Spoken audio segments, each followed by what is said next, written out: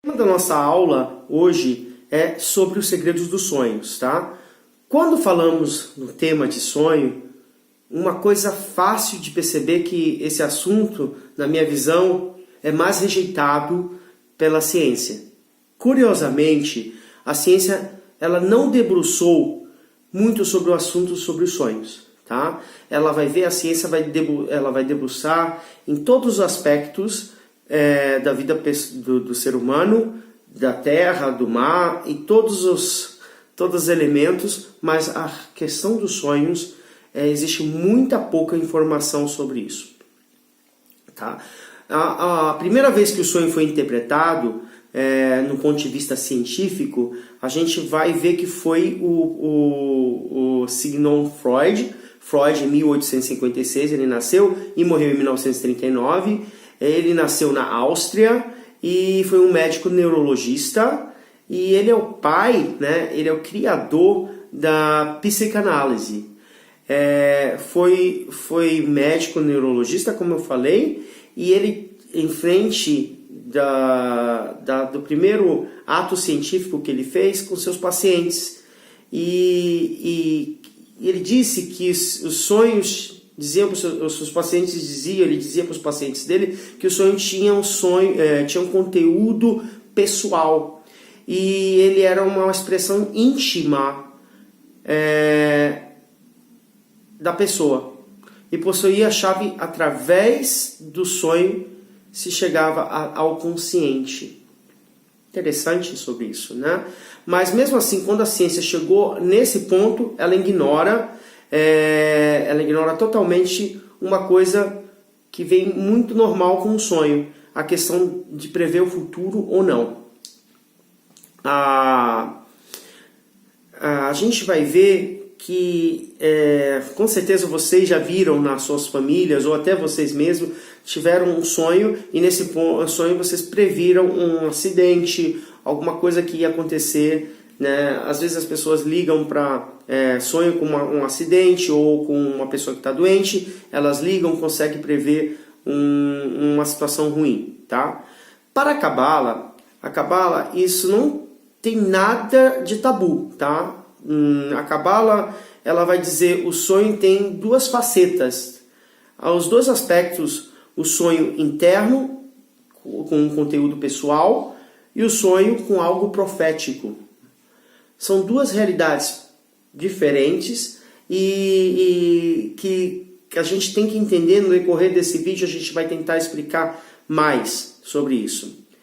A gente tem a Taná, tem a Bíblia, né? A Bíblia é o nosso guia, o guia do povo de Israel e o guia de toda a humanidade. Ela relata sonhos e uma série de histórias que revelaram,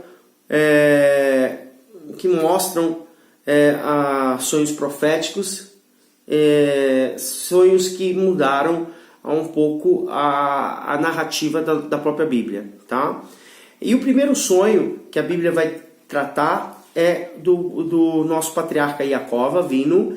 Ele tem um sonho, e esse sonho é com uma escada, e é o famoso sonho de Jacó, que ele estava fugindo do seu irmão Esaú, e ele dormiu no caminho. E ele sonhou com uma escada, e nessa escada ele via anjos subindo e descendo. É interessante ver isso, que foi um sonho, tá? E logo depois a gente vai ver um outro tipo de sonho, foi com seu filho, Yosef Hatzadik, que sonhou com as estrelas e com o sol, e essas estrelas se curvavam para ele, perante ele. E o próprio Yosef, ele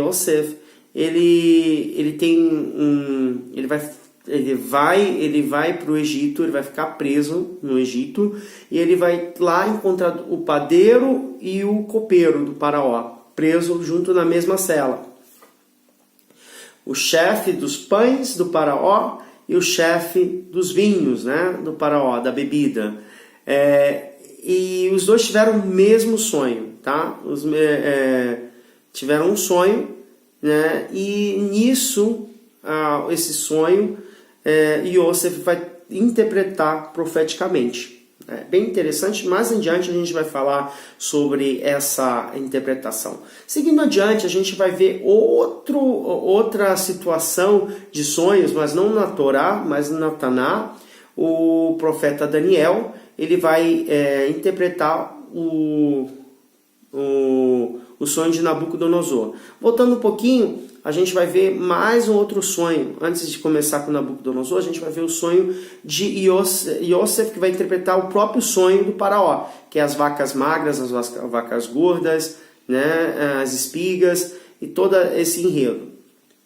Voltando agora para Daniel, ele vai interpretar Nabucodonosor. A gente vê que Nabucodonosor ele vai interpretar que o rei tem um sonho, ele acorda extremamente alarmado ou perturbado com esse sonho.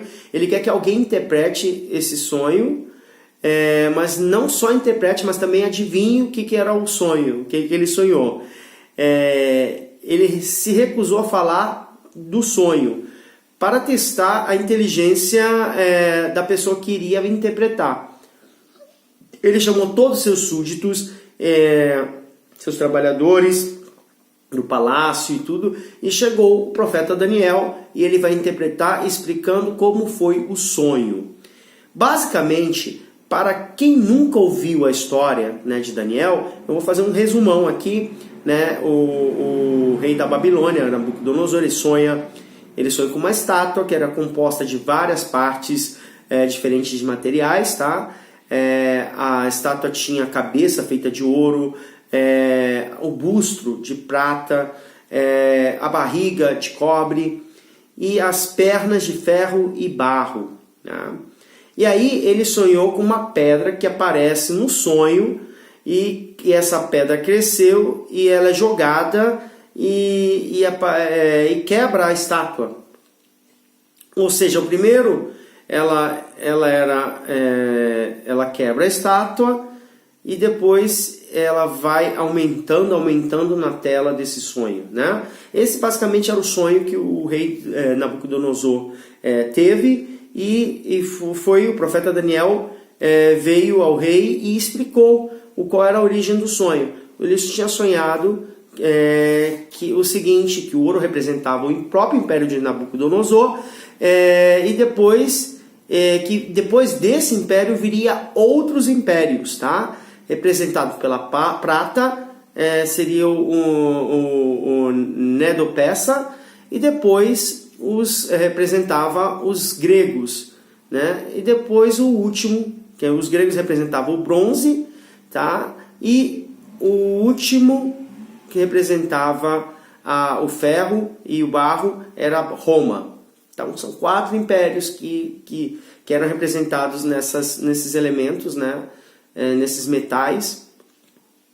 E depois disso ele ainda vai explicar que iriam dominar o mundo. Esses impérios iriam dominar o mundo, sendo primeiro a Babilônia, e onde eles estavam vivendo. E o quarto, e o último, né, o quarto, o ferro com o barro.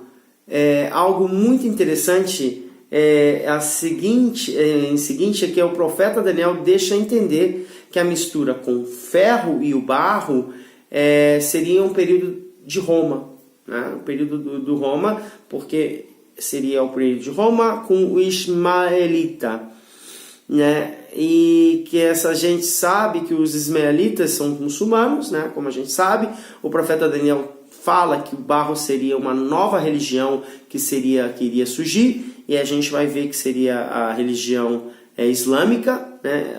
E os árabes iam se converter e ia surgir a religião islâmica, e nisso essa própria religião ia se juntar junto com a religião de Roma, seria o Império Romano.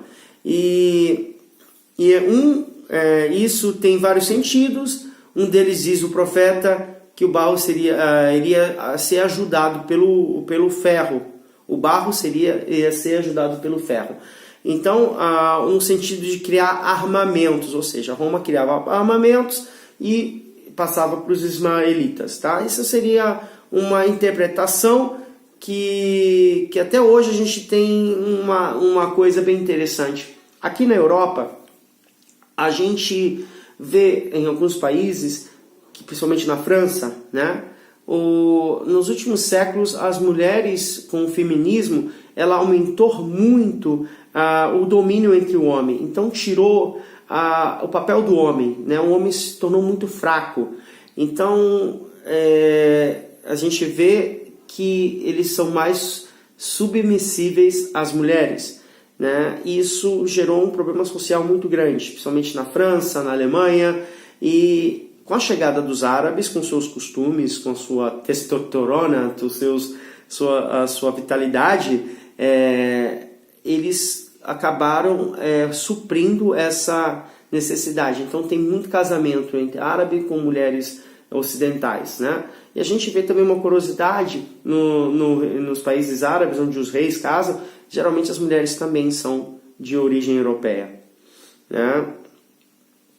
Seguindo a linha de raciocínio dessa aula, a estátua tinha também 10 dedos, né?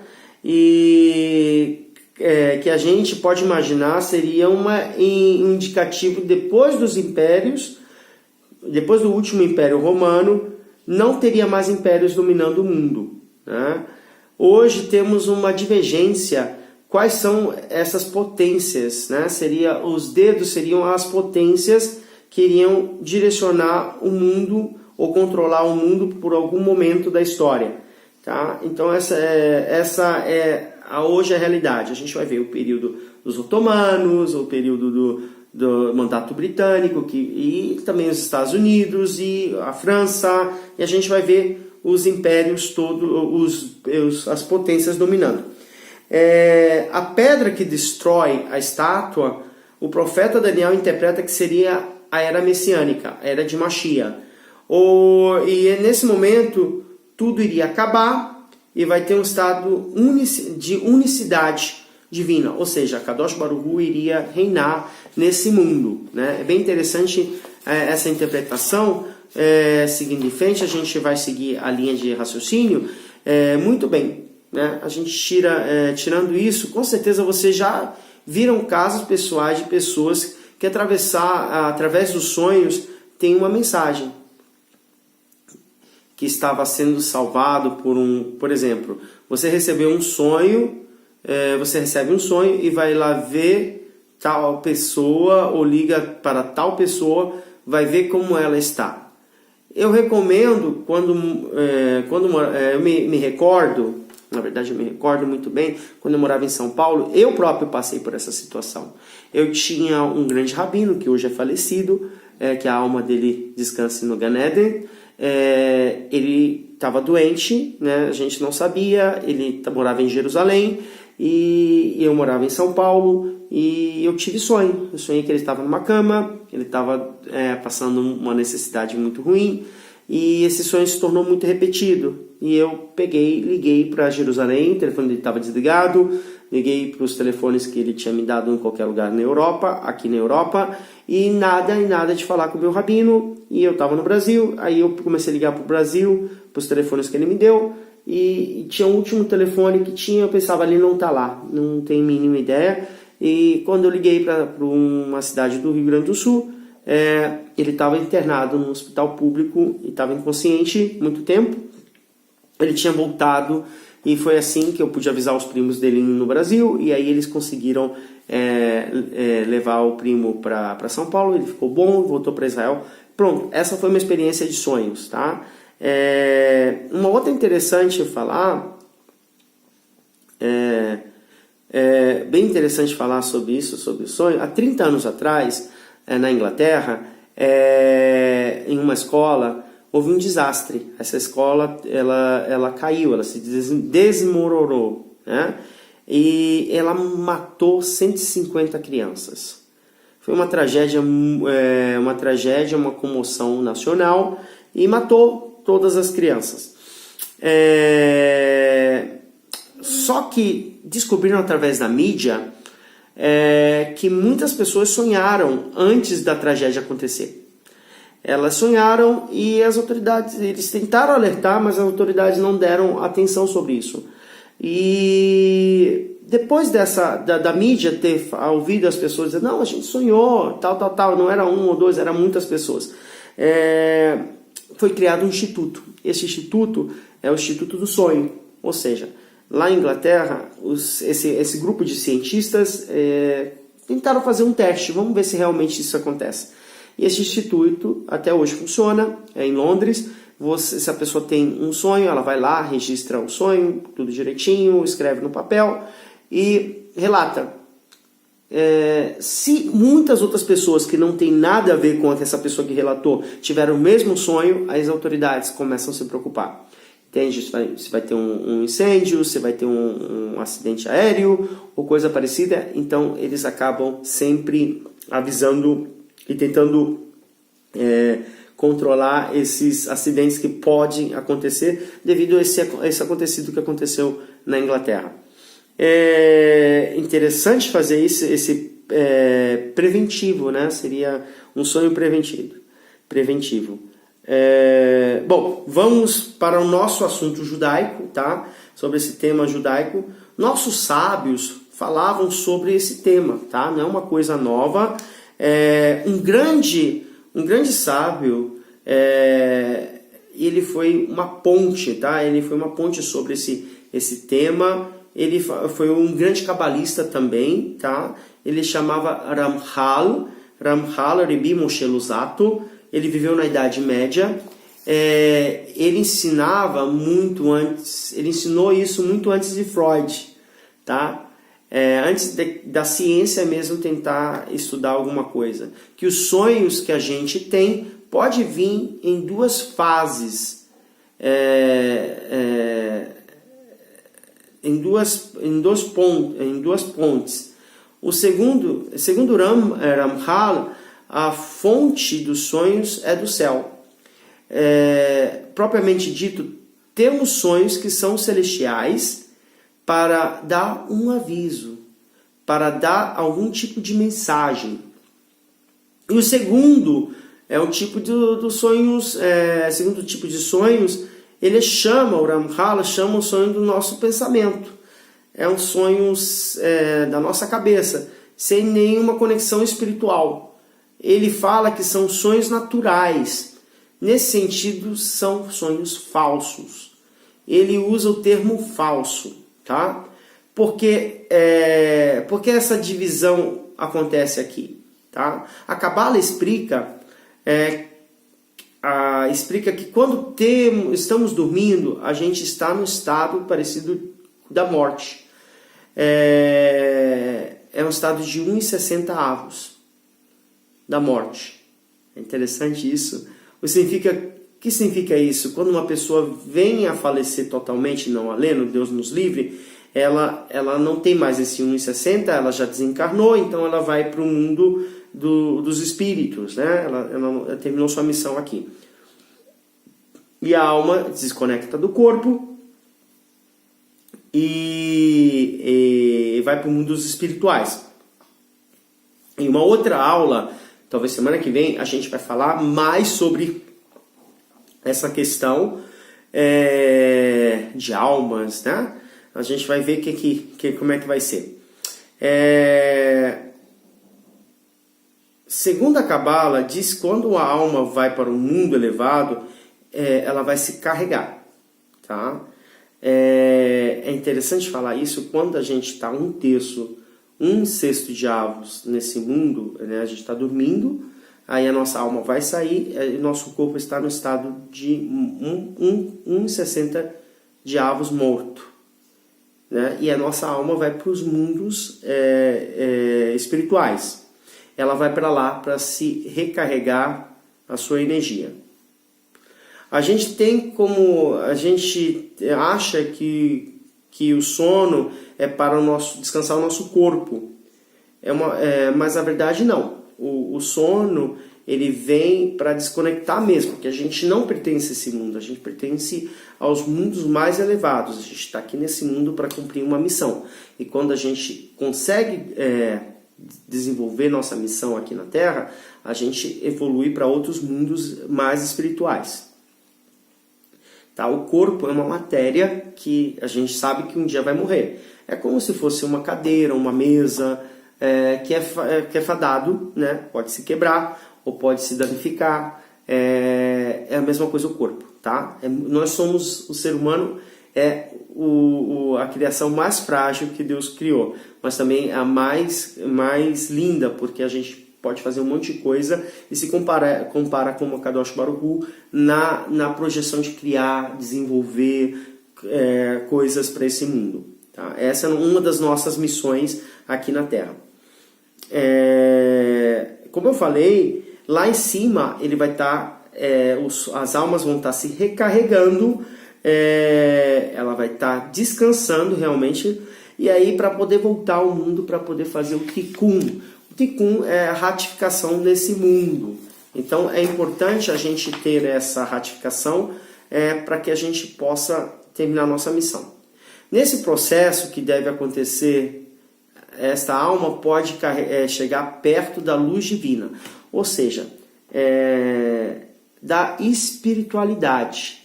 Aí ela recebe uma mensagem, daí viria os sonhos proféticos, os sonhos celestiais.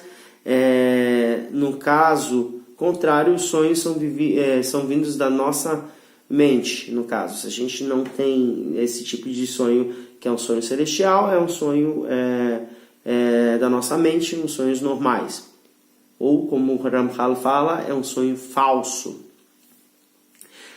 Já faz uma imaginação, ou seja, se a gente só tem uma imaginação, ou seja, a gente pensa o dia todo numa coisa e aí acaba a gente sonhando com isso. Né? Quais são os sonhos naturais e uma forma da nossa mente colocar para fora, ou seja, os sonhos naturais é uma forma que a gente, antes de dormir, a gente vai dormir, a gente está descansando, está na cama, e aí a gente está desligando, está se desconectando do mundo real. Então, quando a gente está se desconectando, a própria alma está colocando todas as preocupações, né? O caso, desejos ocultos, medos, outros sentimentos, né? Culpa, isso toda a gente está colocando para fora. E lógico, da mesma forma, Freud não falava, né, sobre esses sentimentos, né, que a gente coloca para fora. Sendo colocado para fora na hora que a nossa alma vai sair do corpo. Agora, segundo o cabalista Ramchal, a maioria desse tipo é natural, ou seja, só porque a alma sai. Isso só vai acontecer porque